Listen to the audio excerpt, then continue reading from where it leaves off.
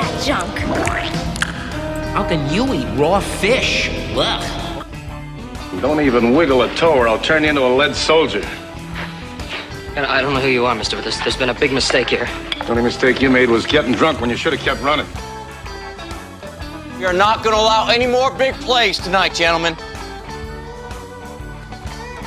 What are you looking at? You want to be out there in that field so bad? Yes, sir. Then show me something! Top news stories of the week. Time to find out once again with Megan Olson and News of the Week on The Al Travis Show. Just so you know, Megan, those last two little audio cuts, that was a sports thing. Don't worry about it. I was going to say, those are some new ones. I hadn't heard those lead-ins before. Little sports thing we threw in. Megan's news and review. Do you have any idea how long we've been doing this? Ooh, I want to say 5 years, 4 or 5 years. It's been a long time. It has been, and I should write these things down so I can celebrate. So 4 or 5 years, you've come up with this. You take algorithms. I don't know what you do. Those top stories that are kind of tweeted and retweeted and spread around the internet here in Minnesota about Minnesotans. We throw out the sports because, Vikings would rule. Vikings rule. But we want to talk politics. So that's what we're doing today, and you're great at it. So what would be one of the top stories in Megan's news and review? I would say some news about Steve Simon right now. I mean, he, is our Secretary of State. He's been, quietly in that position for the last decade. But earlier this summer, he kind of started getting in the news a little bit more because the Department of Justice wanted to, or they requested from Minnesota's voter registration list. And his response was, no, I'm not doing that. So there's a lawsuit now. He was saying no because he didn't feel like, what they were going to be doing with the data was secure. It's people's confidential information. And now he's back in the news for supporting a new bill that would prohibit the removal of people from state voter rolls without evidence of their change in status. So essentially, you would need hard proof that someone moved out of state or died in order to remove them from the voter roll. If not, then they're still on Minnesota's voter roll list. This is so weird in so many ways. I would imagine both sides will say we want pure voter rolls. We all agree that's what we want, right? But not everything looks like that's what everybody really wants. Let me just throw this from the other side, the dark side. So Minnesota has the greatest rolls ever, right? They're squeaky clean. You won't find a problem here. Okay, that's what we're told. I have no reason not to believe it, except the government, you say the government requested Minnesota's voter rolls. They requested all 50 states. Because you know what they want to do is find out if Al moved to Iowa. And Al's voting in Iowa, but he's still registered here. Let's kind of clean this whole muckety-muck up. And what could happen is because I used this with Senator Gustafson earlier, the United States is 50 little Petri dishes, science fair projects to find out what works best, right? That's how we get the best of everything. Well, if Minnesota has the greatest, squeakiest, clean voter rolls of all time, wouldn't we want the government to look at it and say, hey, Alabama, take a look at what Minnesota's doing. They got it figured out. This is how you get better. If we're truly the best, we should want to share it outright with everybody. And it's like, well, wait a minute. We're not sure it's secure. Well, and it's the distrust with the current administration. And it's Trump. Kind of, for Secretary of State Steve Simon, it's kind of a flag in the ground moment. I think Minnesota's one of 5 or maybe 8 states that said to the Department of Justice, nah, we're not doing that. So we're not alone in it, but... But the argument doesn't hold up. What information? Do you have a real ID, or are you still the old-fashioned ID card guy? I've got the real one. It was a pain to get, but I'm glad I have it now. A pain? You had to bring a blood sample to get... I mean, there is nothing the federal government does not know about who you are to get that ID so you can get on a plane. Mm-hmm. What is it that Steve Simon has about Al that the federal government doesn't? Yeah. It's my name, my social security, and my address. The government gave me all those. Well, and it's this weird power shift of, can the federal government, kind of trump states' rights in this way? Can they not? It's kind of a weird gray area. But yeah, I think you're right. If there's no issue, then just share the information. But I mean, also, and I'm not saying that there's, voter fraud or anything like that. Maybe I'm insinuating that a little bit. But with all the fraud that we have here in Minnesota and other areas, I don't know if it bleeds over into something like this too. Well, the thing he's going for now, this new thing where you have to verifiable proof of death or change of address. Mm-hmm. Couple of things you're making. And don't be negative, but when I die, the last thing I'm going to worry about is did anybody contact the state?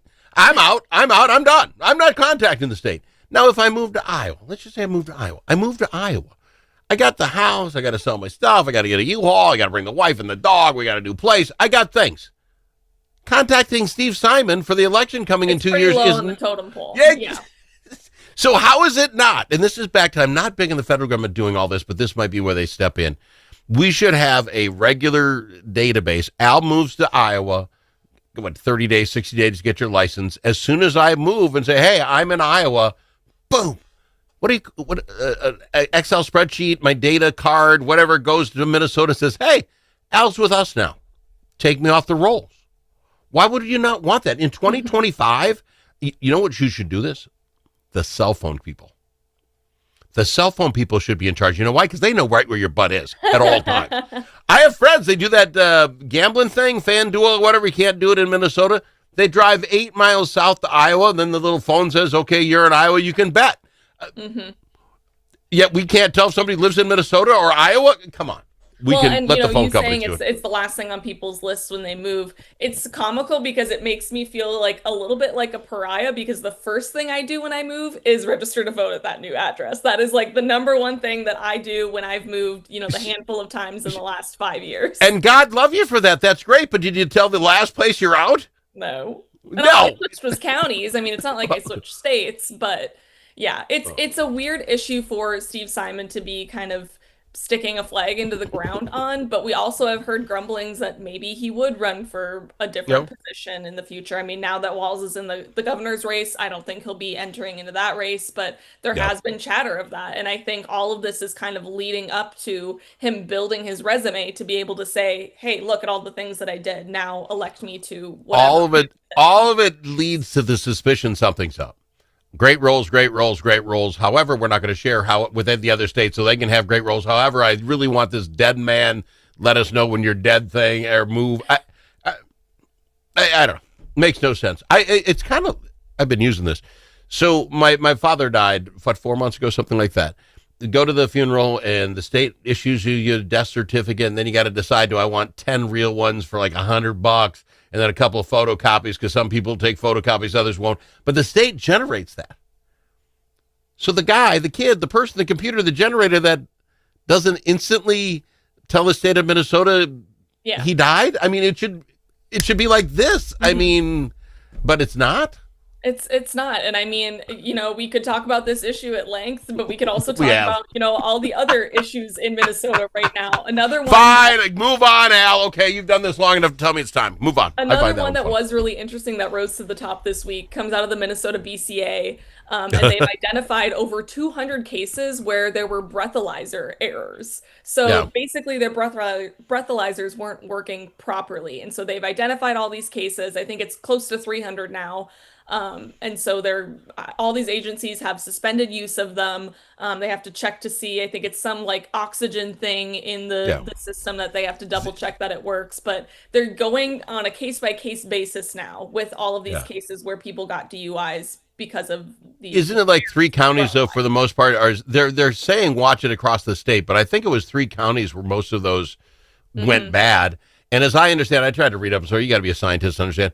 When they test them or they calibrate them, they're sent a tube with evidently air and however much dry alcohol. Gas cylinders or something, So you put it on there and that cleans them out. I don't understand it, but some people were using the wrong one for the wrong type and yada, yada. So all of it gets wiped out. I can't imagine them going through those 200 cases again and saying, hey, but the machine didn't work, but we still think you were drunk. Well, they're still saying that, they're probably still pretty accurate. So that's why they're going on a case-by-case basis, because they still think that, all of these tests were accurate. For context, though, it's about 276 cases of the 15,000 that have been given in Minnesota thus far in 2025. So kind of a small drop in the bucket, but still kind of concerning. Minnesota is in shambles in some regards. Shambles is funny because the one that gets me as much as this, we've had this technology for how long, right?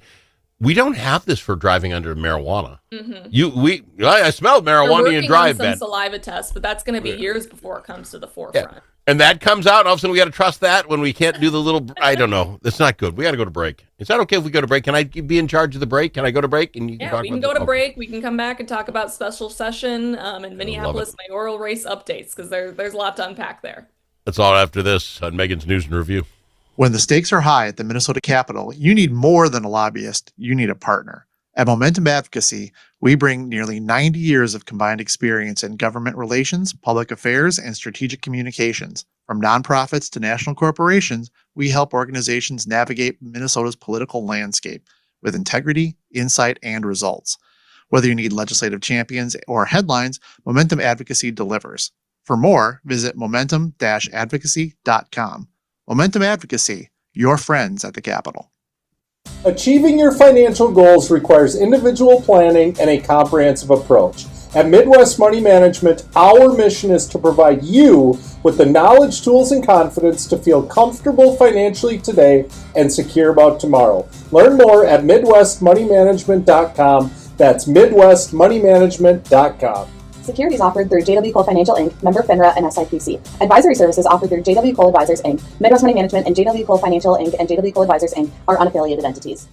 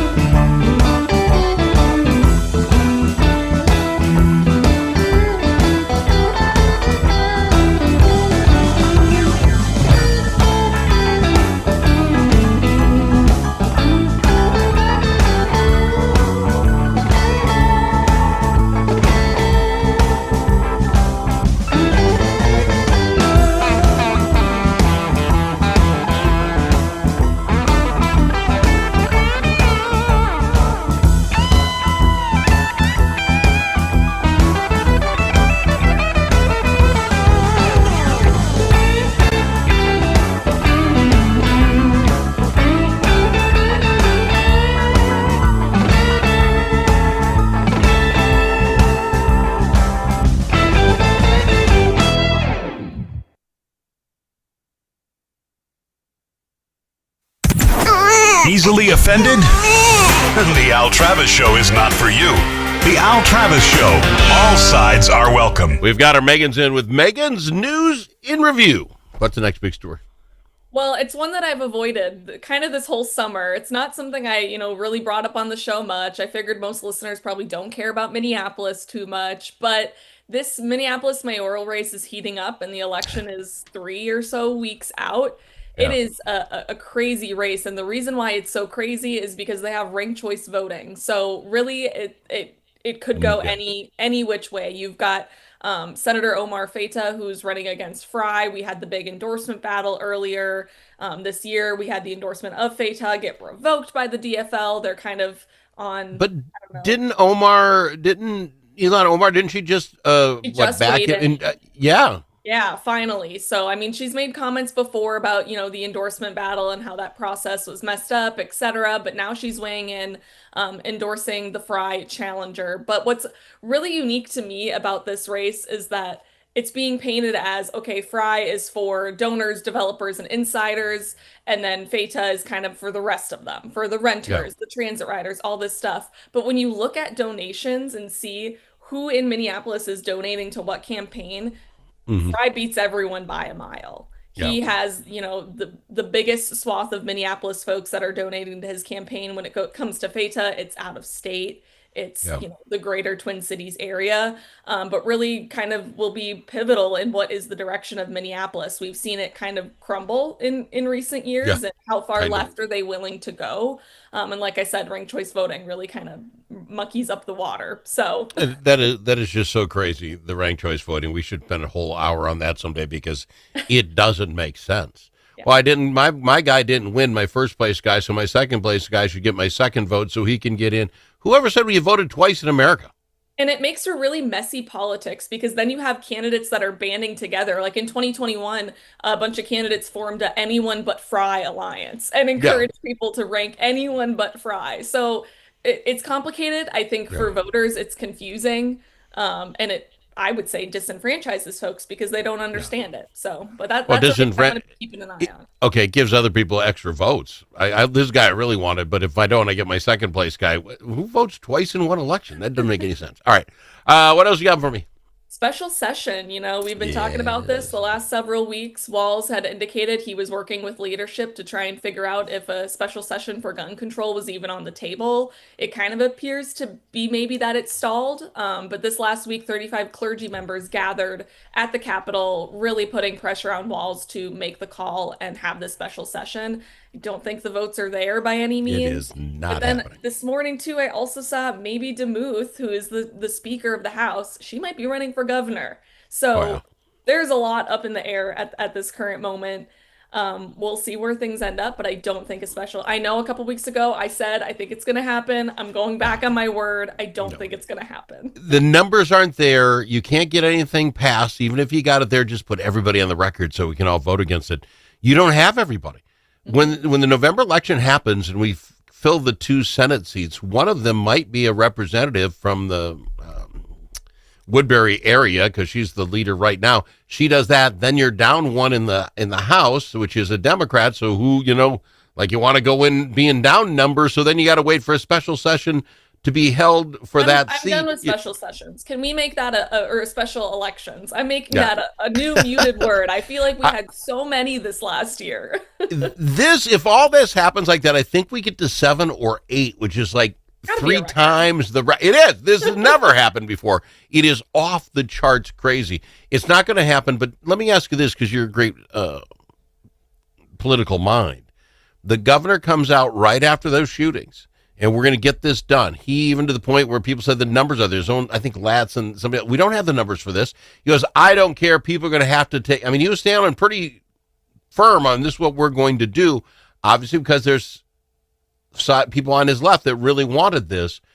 You end up getting away from it. The people on the left decided it's okay, don't worry about it, Governor, or has he realized the weight of that, making that now happen? He's kind of pivoting, like he's going to town halls, so he's trying to kind of garner this grassroots support to put pressure because it sounds like the Republicans are the one holding this up.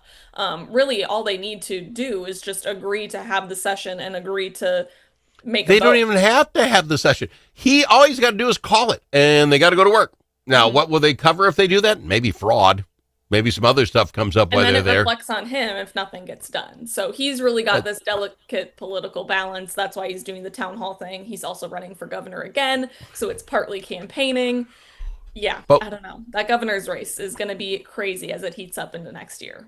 I'll tell you what, if Damon gets in, that shakes everything up. On the Republican side. You've got folks that have been there before. Her colleague in the House, Kristen Robbins, is already running. So I'm sure there's behind the scenes conversations between the two of them of, being friends and not wanting to go against one another. But you've got Jensen and Qualls in there too. Jensen is for sure taking it to a primary. So really August to November of 2026 are going to be the key months there. It's going to be cray for sure. I'm loving it. The more in the merrier. I think that's how America should work. Everybody on the Democrat side waited to see what Walz would do. He did it. Now you can go figure out what you want to do from there. The idea that these people are getting Damon, I think they're really something to being the Speaker of the House, spending your time making sure you get the numbers so that you would be legit. In a split legislature, like she had to be the most bipartisan person. Yeah. So she has that going for her. But I guess my point on that is that to give that up, hope you keep that seat, which they probably keep the seat, but who's going to be able to run, that as well as she did for the opportunity to become governor? There's no guarantees there. is an interesting play. I mean, you got to really, if she's in with both feet or don't. Yeah, You got and it. then I think she takes it, quite honestly, if she enters for sure. All right, we got to fly. We're out of time. Well, we will be back next week talking about all the top Minnesota news stories of the week on the Al Travis Show with Megan's News and Review.